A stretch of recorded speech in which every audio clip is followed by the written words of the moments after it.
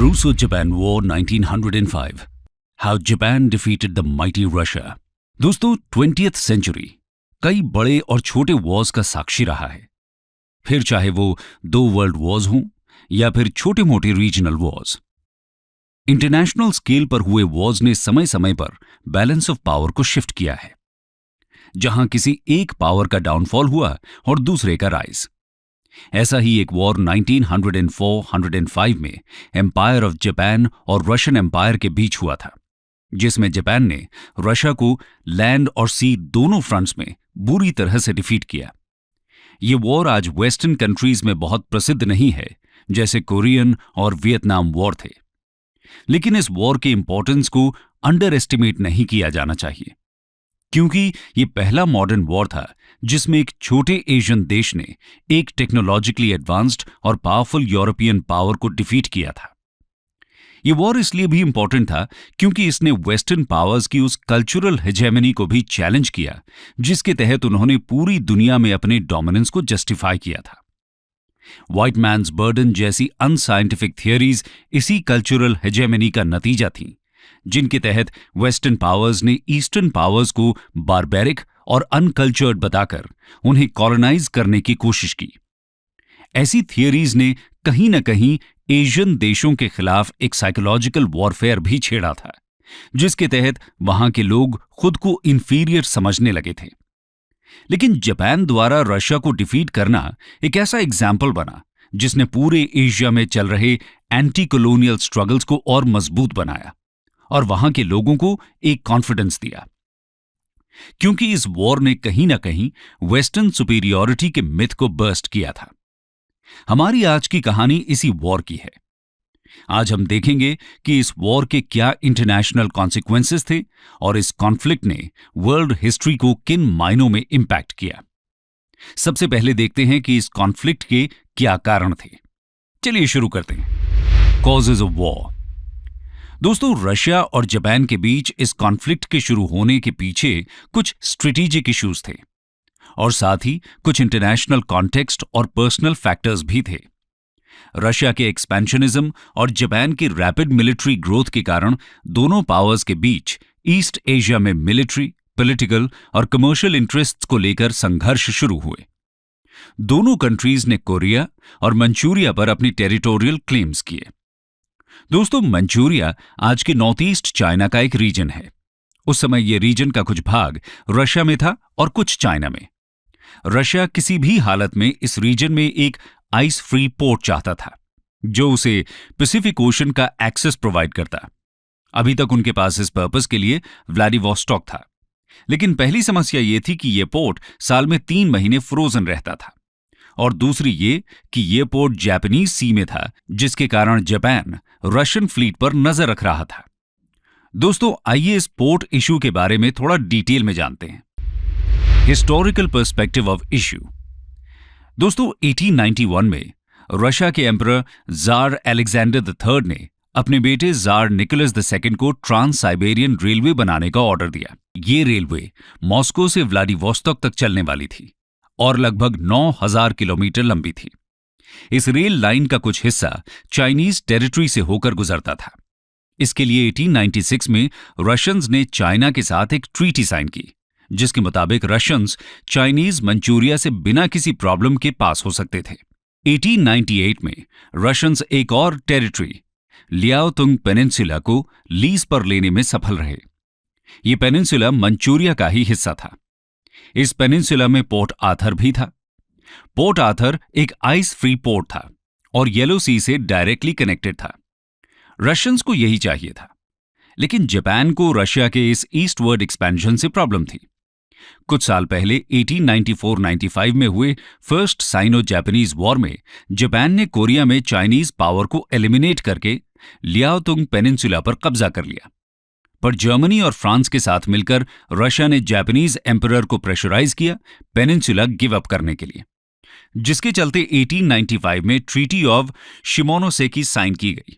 इस ट्रीटी के मुताबिक जापान ने कुछ पैसों के बदले पेनिनसुला चाइना को रिटर्न कर दिया, लेकिन 3 साल बाद जब रशियंस ने लीज पर इस पोर्ट को ले लिया तो ये जापान को एक्सेप्टेबल नहीं था। इसके अलावा और भी कई फैक्टर्स थे जिनके कारण रशिया और जापान के बीच टेंशन बढ़ रही थी। जैसे इस पीरियड में जापान मेजर मॉडर्नाइजेशन प्रोसेस से गुजर रहा था। जरा सोचिए कि सिर्फ 1875 से 1902 के बीच जापान का फॉरेन ट्रेड 12 गुना बढ़ चुका था। इस दौरान कोरिया और मंचूरिया जापान के लिए इंपॉर्टेंट मार्केट्स बन चुके थे।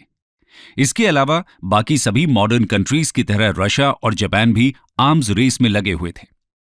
जापान ने कई सारी ब्रिटिश वॉरशिप्स खरीदी और 1902 में ग्रेट ब्रिटेन के साथ अलायंस भी किया। इस अलायंस के चलते दोनों कंट्रीज ने एक दूसरे को किसी भी तरह की कॉन्फ्लिक्ट में सपोर्ट करने का वादा किया। यह अलायंस जापान के लिए फायदेमंद था, क्योंकि अब अगर जापान और रशिया के बीच कॉन्फ्लिक्ट होता तो यूरोप की कोई भी कंट्री रशिया का साथ नहीं दे पाती। ऐसा इसलिए क्योंकि सभी यूरोपियन कंट्रीज ब्रिटेन की एलाइज ही थीं और ब्रिटेन ने जापान की मदद करने का वादा किया था। दोस्तों, आइए अब जानते हैं कि वॉर शुरू कैसे हुआ। How war started. दोस्तों, 1902 और 1903 में रशिया ने मंचूरिया में अपना इन्फ्लुएंस बढ़ा लिया। जापान के लिए यह बात अब फ्रस्ट्रेशन बन चुकी थी। जनवरी 13, 1904 को जापान ने रशिया के सामने एक टेरिटोरियल प्रपोजल रखा। जापान ने कहा कि मंचूरिया अगर रशिया के इन्फ्लुएंस में रहेगा तो कोरिया पर इन्फ्लुएंस सिर्फ जापान का होना चाहिए। रशिया ने इस प्रपोजल पर कोई रिस्पांस नहीं दिया।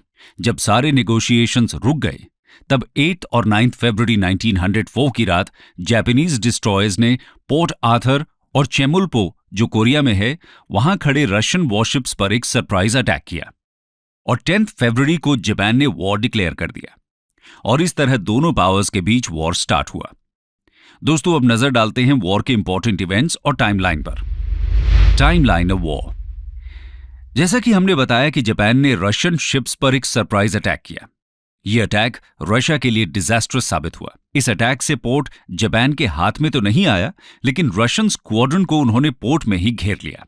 अप्रैल में 1904 में हुई बैटल ऑफ यालू रिवर इस वॉर की पहली मेजर बैटल थी, जिसको जापान ने जीता। मई 1904 में जापानीज आर्मी ने लियाओडोंग पेनिनसुला में लैंड किया। पोर्ट आर्थर से 90 किलोमीटर दूर लगभग 38,000 मैन के साथ जापानीज आर्मी इकट्ठी हुई और नानशान हिल्स पर हुई बैटल ऑफ नानशान में जापान की फिर से विक्ट्री हुई। इस बैटल में रशियंस को एक कमर्शियल पोर्ट डालनी को छोड़कर भागना पड़ा। अब सिर्फ पोर्ट आर्थर पर रशियन आर्मी बची हुई थी। इसके बाद पोर्ट आर्थर को जापान ने सीज कर लिया। कई महीनों तक सीज चलने के बाद रशियंस बुरी तरह फंस चुके थे। फूड और मेडिसिन के अभाव में रशियन कैंप्स में बीमारियां फैलने लगी। इस सीज से बाहर निकलने के लिए रशियंस ने येलो सी के रास्ते बाहर निकलने की प्लानिंग शुरू की। दोस्तों, अभी तक हमने सिर्फ लैंड बैटल्स की बात की थी। इस वॉर में सी में भी कई बैटल्स हुई। आइए जानते हैं उनके बारे में। जैसा कि हमने बताया कि रशियन स्क्वाड्रन पोर्ट आर्थर में फंस चुके थे। यहां से निकलने के लिए उन्होंने येलो सी के रास्ते व्लादिवोस्तोक भागने का प्लान बनाया और इसी समय इस वॉर की सबसे पहली मेजर नेवल बैटल हुई, बैटल ऑफ येलो सी। दोनों एनिमीज ने एक दूसरे पर हैवी मोर्टार शेल्स की बॉम्बिंग्स की। इस बैटल में कोई भी रशियन शिप व्लादिवोस्तोक पहुंचने में सफल नहीं रही। कुछ डूब गईं और कुछ को कैप्चर कर लिया गया। बाकी बची शिप्स को पोर्ट आर्थर वापस जाने पर मजबूर कर दिया गया और वहां पर वो फिर से फंस गए। धीरे धीरे दिसंबर 1904 तक सिर्फ एक रशियन बैटलशिप को छोड़कर बाकी सब जापानीज शेलिंग का शिकार हुई। इस वॉर का लास्ट लार्ज स्केल एनकाउंटर था बैटल ऑफ सुशिमा। इस वॉर में रशिया की सेकेंड पैसिफिक स्क्वाड्रन को बाल्टिक से बुलाया गया था। ये एक नई स्क्वाड्रन थी। जब तक वो जापान पहुंची तब तक उसको फ्यूलिंग, म्यूटिनी और ट्रॉपिकल डिजीज जैसी समस्याएं घेर चुकी थी। जापानीज ने बड़ी ही आसानी से इसको डिफीट किया और एडमिरल को बंदी बना लिया। हजारों रशियंस की इसमें या तो डेथ हुई या उनको प्रिजनर बना लिया गया, जबकि जापान की तरफ से कैजुअलिटीज काफी कम थीं।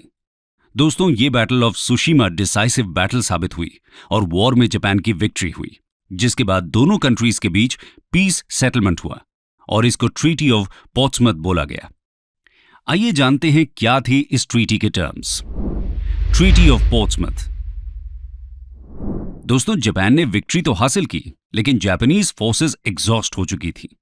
जापान की इकोनॉमी को भी एक बड़ा झटका लगा था। रशिया और इन्फोर्समेंट्स भेज सकता था, लेकिन रशिया के एम्परर रशिया में चल रही डोमेस्टिक अनरेस्ट से जूझ रहे थे।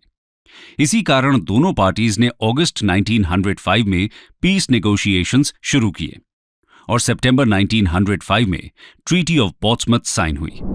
इस ट्रीटी में कोरिया पर जापानीज के राइट्स को रिकॉग्नाइज किया गया और पोर्ट आर्थर, डेलनी और उसके आसपास की टेरिटरीज को जापान को सौंप दिया गया। रशिया को मंचूरिया भी छोड़कर जाना पड़ा, लेकिन जापान गवर्नमेंट की फाइनेंशियल कॉम्पनसेशन की डिमांड को ग्रांट नहीं किया गया। दोस्तों, आगे बढ़ते हैं और देखते हैं इस वॉर के कॉन्सिक्वेंसेस और सिग्निफिकेंस के बारे में। Consequences and significance. दोस्तों, इस वॉर में दोनों ही साइड्स को हैवी लॉसेस हुए, जिसके चलते दोनों कंट्रीज में डोमेस्टिक अनरेस्ट होने लगा। जापान में कई लोगों का मानना था कि पीस सेटलमेंट में उनको चीट किया गया और उनकी विक्ट्री का सही फल उन्हें नहीं मिला। कई दिनों तक राइट्स हुई और अथॉरिटीज को मार्शल लॉ लगाना पड़ा। दूसरी तरफ रशिया में डिफीट की न्यूज सुनकर पॉलिटिकल ऑपोजिशन को वहां की निरंकुश यानी ऑटोक्रेटिक रेजीम को क्रिटिसाइज करने का मौका मिल गया। ऑपोजिशन इस तरह के रेजीम की इनकॉम्पिटेंसी की बात करने लगा। मिलिट्री ह्यूमिलिएशन और इकोनॉमिक डिसरप्शन के कारण रशिया में डोमेस्टिक अनरेस्ट शुरू हो गया। ऊपर से जब रेजीम ने प्रोटेस्ट्स को सप्रेस करने की कोशिश की तो सोशल अनरेस्ट अपने पीक पर पहुंच गया। ऑपोजिशन की इन्हीं एक्टिविटीज के चलते रशिया में 1905 का रेवोल्यूशन हुआ। इस रेवोल्यूशन में liberals, socialists, workers, peasants, soldiers, ethnic minorities सभी रशिया की फर्स्ट पार्लियामेंट की डिमांड करने लगे। रूसो जापानीज वॉर के कुछ सिग्निफिकेंट इंटरनेशनल डायमेंशंस भी थे। पहला तो यह कि इस वॉर के बाद ईस्ट एशिया में बैलेंस ऑफ पावर चेंज हो गया और जापान को अब ग्रेट पावर्स की लिस्ट में शामिल किया जाने लगा। दूसरा असर यह हुआ कि पूरे एशिया में एंटी इंपीरियलिस्ट्स को इस वॉर ने इंस्पायर किया। एक एशियाटिक कंट्री ने एक यूरोपियन पावर को हराकर वेस्टर्न कंट्रीज के इल्यूजन को तोड़कर रख दिया और इससे इंस्पायर होकर एशिया की सभी कॉलोनीज के सामने यह मैसेज पहुंचा कि इंपीरियल पावर्स को डिफीट करना भी मुमकिन है और स्ट्रगल के लिए सिर्फ एक स्ट्रॉन्ग डिटर्मिनेशन की जरूरत थी। और इस तरह दोस्तों एक ऐसी रीजनल वॉर का अंत हुआ जिसका इंपैक्ट इंटरनेशनल था।